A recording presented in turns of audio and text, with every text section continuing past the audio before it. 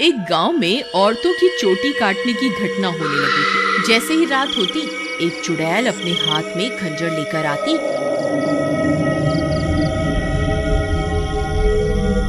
और जो भी औरत उसे सोती हुई मिलती, वह चुड़ैल उसकी चोटी काट कर वहां से चली जाती। किसी को ये समझ नहीं आ रहा था कि ऐसा क्यों हो रहा है। फिर एक दिन, अरे भगवान, अपने बालों को छुपा कर रखो। पूरे गांव में चोटी काटने की घटना बढ़ती ही जा रही है। कहीं उस चुड़ैल की नजर तुम्हारे लंबे बालों पे चली गई तो वो तुम्हारी चोटी काट कर ले जाएगी। अजी, आपको घबराने की कोई जरूरत नहीं है। किसी चुड़ैल की इतनी हिम्मत कहाँ कि वो मेरी चोटी को हाथ भी लगा सके। अच्छा, ये बात है। जैसी तुम्हारी मर्जी। मेरा काम था तुम्हें होशियार करना।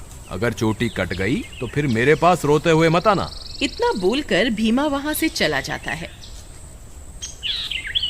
फिर रात होने पर वह चोटी काटने वाली चुड़ैल फिर से गांव में आती है। वह अपने शिकार को इधर उधर ढूंढ रही होती है। तभी उसे एक घर की खिड़की से एक औरत सोती हुई दिखाई देती है। वह चुड़ैल उस घर में घुस जाती है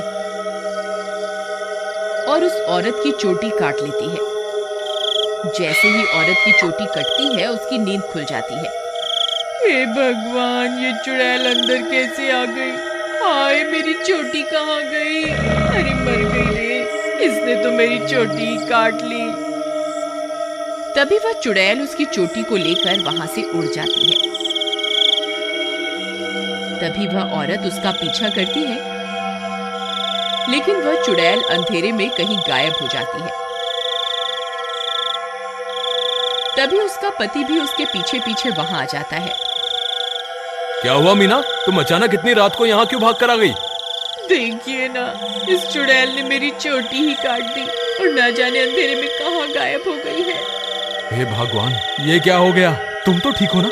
उसने तुम्हें तो कोई नुकसान नहीं पहुंचाया ना? फिर वे दोनों उदास मन से वापस अपने घर आ जाते हैं।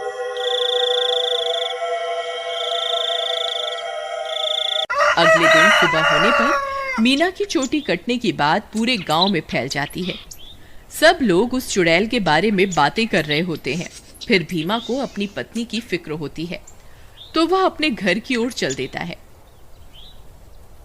घर पहुंचकर वह अपनी पत्नी के कमरे में जाता है तो देखता है कि उसकी पत्नी अपने बालों को संवार रही होती है। अरे सुमन, तुम्हें पता चला? कल रात को मेरे दोस्त मोहन की पत्नी की चोटी उस चुड़ैल ने काट ली। मुझे तो तुम्हारे लिए बहुत डर लग रहा है, कहीं वो चुड़ैल यहाँ ना आ जाए।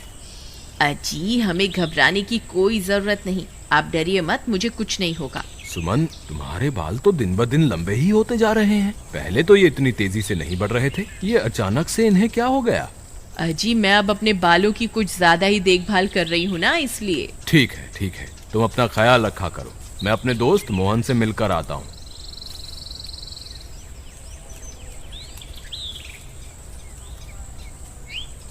अरे भाई मोहन, तुम कैसे हो? भाभी के बारे में पता चला, सुनकर बहुत दुख हुआ। क्या बताऊं भीमा भाई, जब से मीना की चोटी कटी है उसका तो रो रो कर बुरा हाल है। और बताओ, सुषमा भाभी तो ठीक है ना?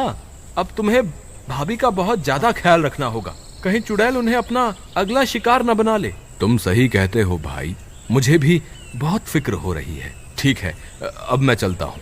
तुम अपना और मीना का ध्यान रखना। फिर इतना बोलकर भीमा वापस अपने घर आ जाता है।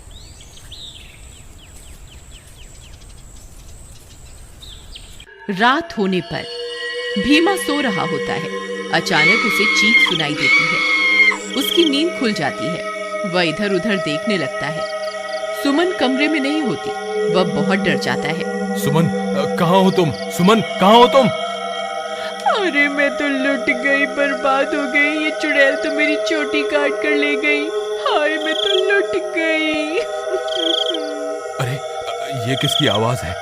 लगता है चुड़ैल ने फिर से किसी औरत पर हमला कर दिया है। मुझे बाहर जाकर देखना होगा। फिर वह भागकर बाहर जाता है और देखता है कि बाहर कुछ गांव वाले खड़े होते हैं। वह उनके पास जाता है। क्या हुआ भाई? ये चीख पुकार कैसी थी? क्या हुआ? सब ठीक तो है ना? नहीं भाई, अभी अभी चुड़ैल इस बेचारी की चोटी काटकर अंधेरे में गायब हो गई। हे भगवान, सुमन तुम कहाँ हो? मुझे वापस घर जाना चाहिए। फिर वह वापस अपने घर की ओर दौड़ पड़ता है। जब वो घर पहुंचता है तो देखता है कि सुमन अपने बालों को सहला रही होती है। वह उसे देखकर हैरान हो जाता है। सुमन, तुम कहाँ चली गई थी? तुम्हें पता है अभी चुड़ैल ने फिर से किसी की चोटी काट ली। क्या तुम्हें बिल्कुल भी डर नहीं लग रहा?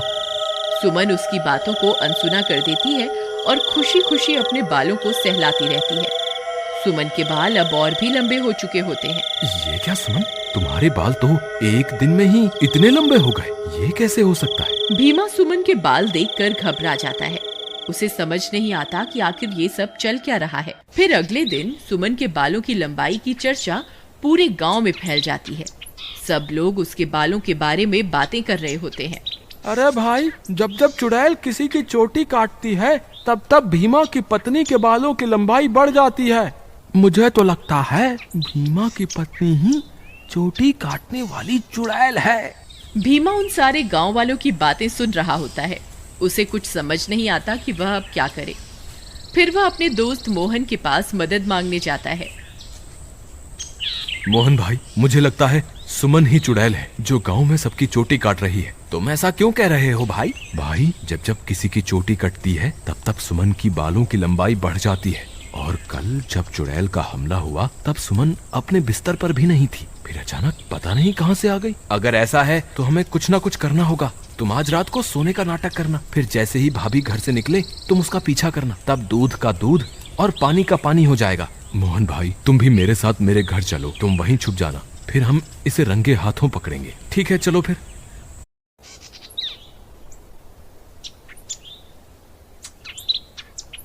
फिर वे दोनों भीमा के घर आ जाते हैं और मोहन अलमारी के पीछे छुप जाता है।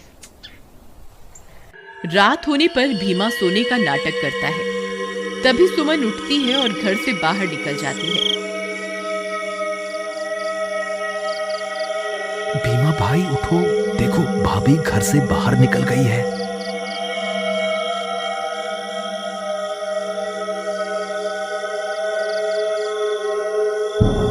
सुमन थोड़ी दूर जाते ही चुड़ैल में बदल जाती है और अपने शिकार की तलाश करने लगती है। भीमा और मोहन की आंखें फटी की फटी रह जाती हैं। भीमा भाई, तुम्हारा शक सही निकला, तुम्हारी बीवी तो चुड़ैल निकली। मोहन भाई, अब क्या करें? ये जरूर अपने शिकार की तलाश में निकली होगी।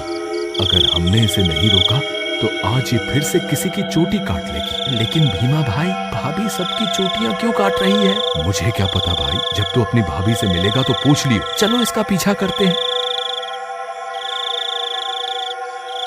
थोड़ी दूर उसका पीछा करने पर चुड़ैल एक जगह पर रुक जाती है। फिर वह इधर उधर अपने शिकार की तलाश करने लगती है। तभी चुड़ैल की नजर एक घर पर पड़ती है और वह उस घर में घुस जाती है। वहां उसे एक औरत सोती हुई दिखाई देती है। भीमा भाई, भाभी तो एक घर में घुस गई, अब क्या करें? अरे बेवकूफ, ये भाभी भाभी क्या लगा रखा है? इस वक्त वो तेरी भाभी नहीं है, वो एक चुड़ैल है। चलो हम भी इसके पीछे चलते हैं। अरे वाह, इसके बाल तो बहुत लंबे हैं, आज इसे ही अपना शिकार बनाऊंगी। तभी भीमा और मोहन वहां पहुंच जाते हैं। रुक जाओ भाभी, मैं आपको ऐसा नहीं करने दूंगा। ए चुड़ैल, वहीं के वहीं रुक जा, नहीं तो तुझे जान से मार देंगे। देखो सुमन, तुम ये ठीक नहीं कर रही हो, तुम्हें अभी के अभी ये सब रोकना होगा। ए मूर्ख इंसान, मैं कोई तेरी सुमन नहीं हूँ, मैं एक चुड़ैल हूँ। बस मुझे थोड़े और बालों की जरूरत है, फिर मैं महाशक्तिशाली बन जाऊंगी। फिर हर तरफ सिर्फ मेरा ही राज होगा। भीमा भाई, तुम इसे बातों में उलझाओ, मैं पीछे से जाकर इसकी चोटी काट दूंगा।